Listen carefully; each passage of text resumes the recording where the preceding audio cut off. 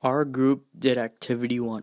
Our investigation question is, how will a changing pulley mass but a constant system mass affect the acceleration of the car?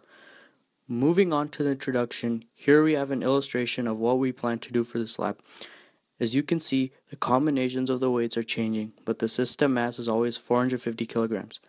Something we know about this topic is that the pulley weight jerks the car down the ramp, thus controlling its speed, and the car weight slows it down at the same time. We hope that this experiment can tell us the direct relation of pulley and car weight to the acceleration of the car. Our claim is that the acceleration will increase with the pulley weight because then the car will be less heavy, causing less opposing force on the pulley mass.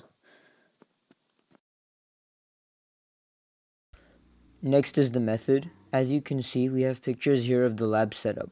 We use weights, a track, a car, a motion sensor with the Chromebook. We measured the independent variable, which is the mass on the pulley, with our eyes because we chose the weights that added up to 450 kilograms. The dependent variable, which is acceleration, was measured through the motion sensor. We controlled the extra speed of the car by using the blue foam to stop the car. The independent variable was changed by switching out the masses on the pulley while keeping a total system mass of 450 kilograms. There was no tool except our eyes and math to make the combinations of 450 kilograms for the masses. The dependent variable was changed by the different masses. The motion sensor recorded this data and allowed us to use it in our table.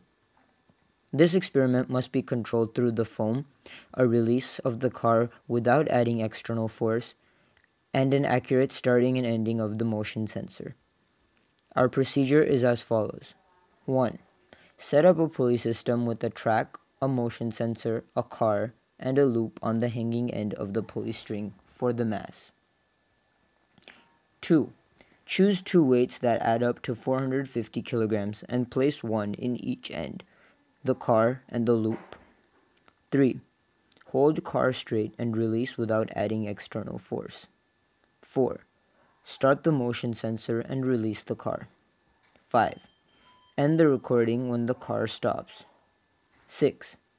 Use the velocity versus time graph made on the Chromebook to find the slope of the motion, which indicates the acceleration. 7. Repeat setup 3 times to find the acceleration 3 times and then use the average acceleration for accurate results. 8. Change the combination of masses 5 more times and repeat steps 1 through 7, but make sure the total mass always remains 450 kilograms.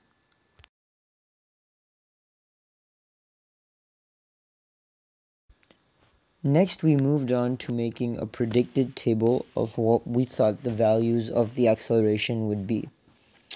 We used the method shown of deriving for acceleration and approximating the other values to find the predicted acceleration. You can see from this table what we thought the values would be. In the conclusion, you will see the line that we predicted compared to the lines that the actual motion sensor captured.